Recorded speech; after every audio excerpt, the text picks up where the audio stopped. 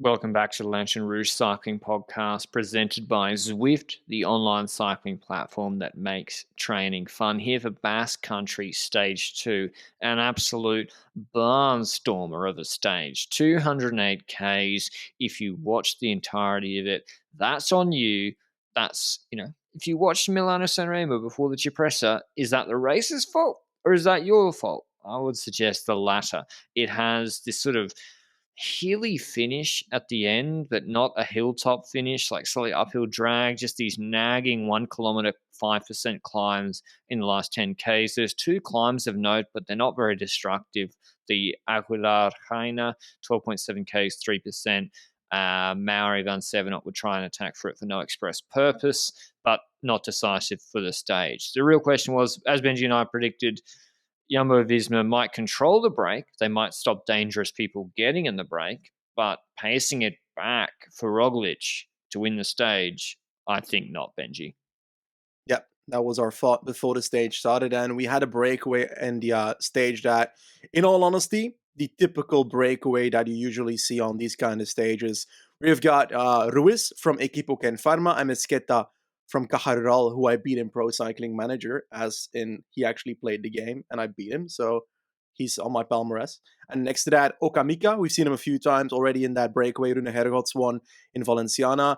Azurmendi also for Euskaltel. So 4 riders from Pro Conti teams in the country of Spain. So quite simple that way. The breakaway got a gap of not too much actually throughout the stage, like 4 minutes, something like that. But like you said, Jumbo was doing that kind of tempo where they kept that breakaway up there, but it was pretty clear from the climb that you just spoke about where Mauri van Seven on the tag, the Aguilar Gaina climb, that from that point onwards, if they top there with the peloton still intact, which happened after that Van Sevenant move, well, then the gap is still 2 minutes, and Roglic is probably going to say to himself, or the team of Jumbo will say to themselves, well, we're going to play that game we played in the Vuelta, which was the leader jersey is lava. So we're going to try and gift it away to a breakaway that will try and win this stage. And therefore, we don't have to control any of the upcoming stages. First of all, before we get into the breakaway actions, do you think that's a good strategy for them? Didn't they did that in Basque last year, or who had the jersey? McNulty, and then they did what they did on stage 6. I don't see a problem with the car guys or Kern Farmer, Keepo Fern Karma guys, whatever it's called, taking it. Yeah, I think the break would have won if better riders got in it, but if Jumbo-Visma wouldn't have wanted a Vendrame to get a decent lead or better riders. I was surprised AG2R weren't keeping it in check, and this is like, I always pick Vendrame for things, but he just doesn't actually win a lot of sprints. He's actually not that good at sprinting. Like, he's sort of marked as a sprint. He's not that good. But yeah, breakaway dynamic, good gap. No one really taking it up. Quick Step had paced a bit, but then Mauri had attacked, not pacing. So I was like, that's weird. The break, Benji, they were looking good. 2 minutes, no one chasing. Yeah. Well, it started getting intriguing once Julian Mesquita, the Caja rider, started just sitting at the back. And first of all, Ander Okamika from Burgos was like, come on, dude, why are you not taking over anymore? Yeah, the gap is now 130 in the last 15 kilometers, but come on, you got to do something here, man. And then the next rider, the Euskaltel rider, started shitting on Mesquita at the back of the group and started insulting him, probably in Spanish language, most likely. And eventually, all those 3 riders started complaining against each other the entire time until the Ken Pharma guy was like, okay, I'll try and subtly attack on the right side. And the other 3 didn't react. They were still complaining against each other. And he had a gap. That's how Ruiz got away at that point. And it's probably the funniest way I saw someone ride away in a while, where it's just one rider riding away because the other 3 are complaining against each other in the group. So that was the spark of fire in the stage for my eyes. And he actually looked pretty good for that, because the initial gap was quite large, where when the others then realize, okay, we've got him on a gap, we need to react now. Like, Amescata is then, okay, I need to try and launch towards that one guy again. But you've said it multiple times in like corporations before. Once you launch towards rider and you can't close it, and you look for the second rider that you've been complaining against for like 10 minutes, you're most likely not going to get too much support, right? Exactly. And then Taha seemed to want. Did they have a Venezuelan sprinty boy Yeah, in the back? Maybe they got on the radio and they were like, okay, let's go for Luis Alar, I think his name yeah. is. He was even the favorite for today. The betting markets for today, Jesus. Unbelievable scenes in the World Tour race he was favorite for. But yeah, they started riding for him just because maybe they were like, the Kaha guy in the break they won't catch. But before we get into the finale, which turned into a bit of a shambles for the break at least, well, it's already a shambles, mention our show partner, Zwift. Zwift are the title sponsor of Paris-Roubaix Femme avec Zwift in Saturday week. So not this weekend, the next Saturday on its own day, which I'm a personal fan of. Zwift are also the title sponsor of the Tour de France Femme avec Zwift. Will be lining up interviews before Paris-Roubaix Femme avec Zwift, with the preview dropping next week. So big kudos to Zwift support for women's cycling, as well as the Lanterne Rouge cycling podcast. If you want to check out Zwift, free 7-day trial at Zwift.com through the link in the description down below. But what could have been turned into dreams of times past for the breakaway, Caja Euskaltel missing out, Ola probably like a fourth favorite from the sprint behind, and Ruiz up ahead with these rolling climbs, absolutely killing him with the peloton charging behind. Movistar were pacing, don't really know who for me for the if there's a 3 kilometer rule applying for Must, not sure. 3Ks was 30 seconds, 2.5Ks, 25 seconds, and then it tumbled even faster than that with Remco lining him up in his sights, leading out Alaphilippe from before the Flamme Rouge. Remco was wearing the polka dots jersey for presumed King of the Mountains after yesterday's TT. The fast people we have here are few and far between. Quinten Hermans, Alaphilippe, Roglic, Vendrame, as I said, and Allah.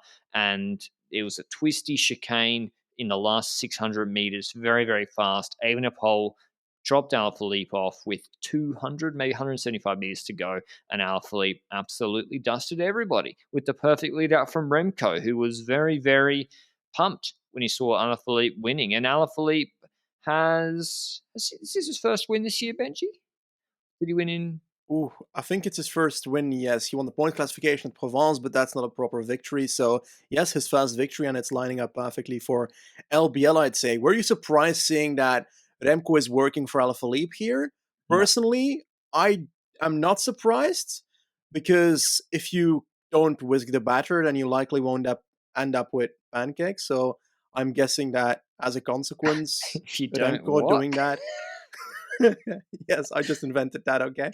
Um, I'm not surprised that Remco worked for Alaphilippe. Nah, me either. And this does not mean that Remco is not going for GC. It's just that he's also doing stuff for other people, because when it matters, the other people will do stuff for him. We saw it in Algarve, where he did stuff for Jakobsen. He did big lead outs in Algarve for Jakobsen. Yeah, really, really good ones. In fact, I think Lampard lost his wheel on the first one, and then they nailed the next one for Jakobsen. But yeah, great lead out from him here. I think this is another reason they should take him to the Tour, Benji. Remco to the Tour. He's he just can help so much with chasing down late breakaways. I think he can really help with the lead out train, and you position, first of all, be good for the sponsors. Second of all, that's his primary reason: experience and doing lead outs and helping Jala and there's the cobble stage, whatever. That takes the pressure off him, and then he can go on breakaways later. I think do that and get a taste of it. But rather than the Vuelta a España, I think he should do the Tour de France. And yeah, incredible leader. Jala, he looks good. I think this is what he does. His flat sprint is really good, and I think now we already have to be like, this is what we did in 2021, Benji. He looked a bit off before Flesh, and then he's like, he did the wag finger. I don't even think he was the favorite when he won. He's like, no, I'm the king of Murder Week.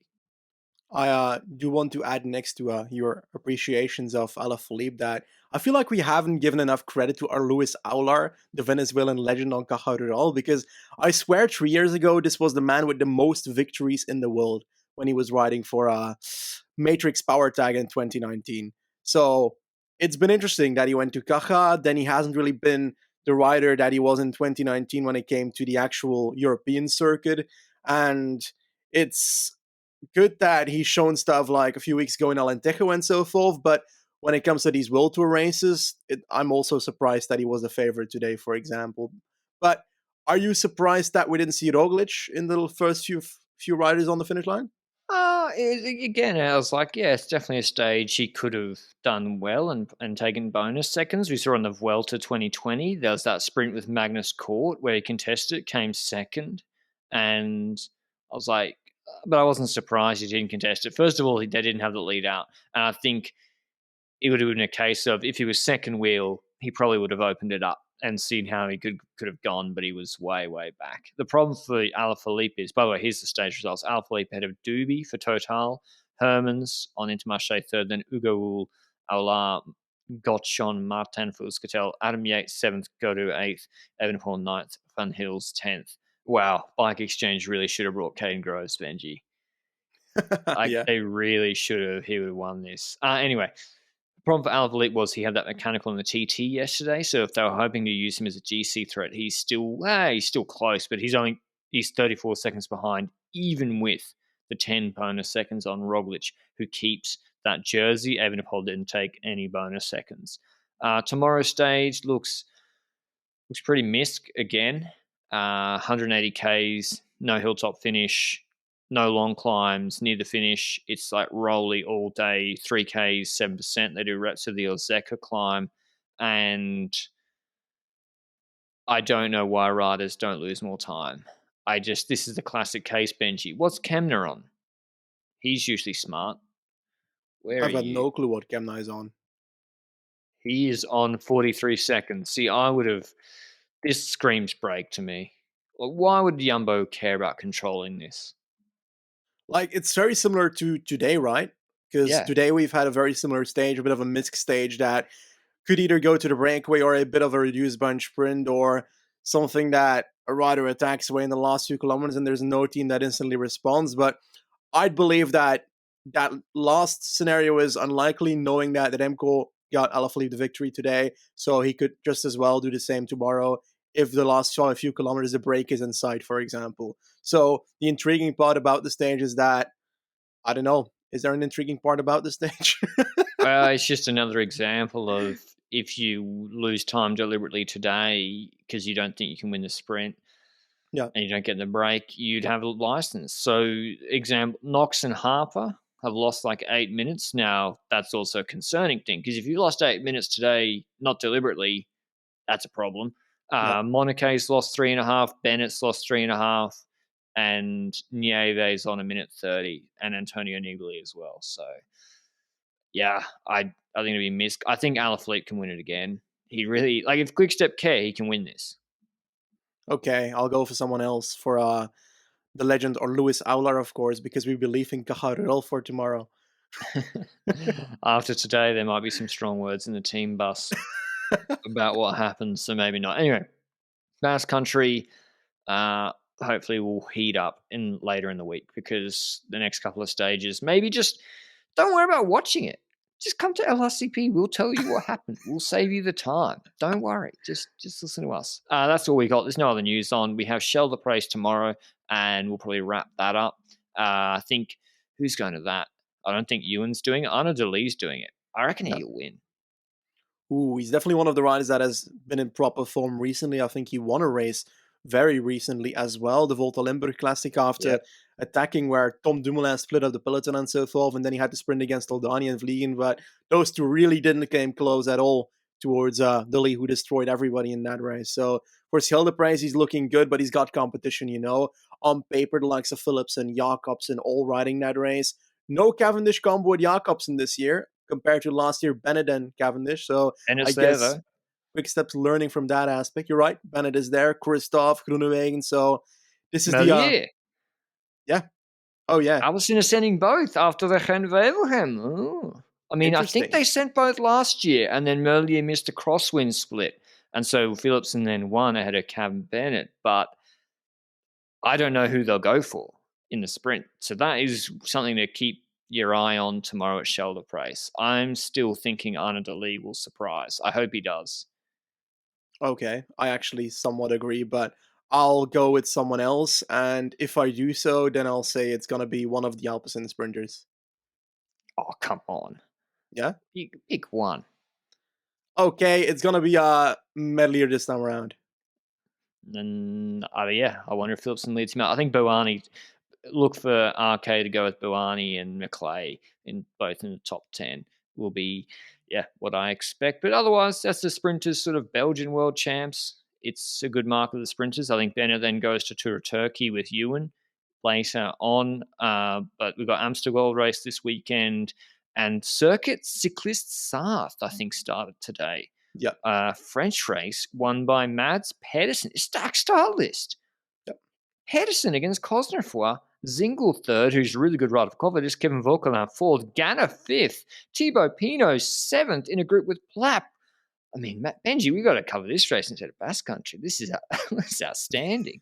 But I'm not even sure this is televised. It's quite difficult to get your hand on. We'll just follow the results, and if we can pick up what's happened, yeah, we'll let you know. But stage 2 tomorrow looks like a repeat of today's stage with the Hilly course. Stage 3 is a sprint, and stage 4 is also a sprint. So Pedersen probably win GC. I'm surprised Demar, if Demar's here, nearly win GC. But that's all from the LRCP today, and we'll see you with the Basque Country and Shelter Place recaps tomorrow. Ciao.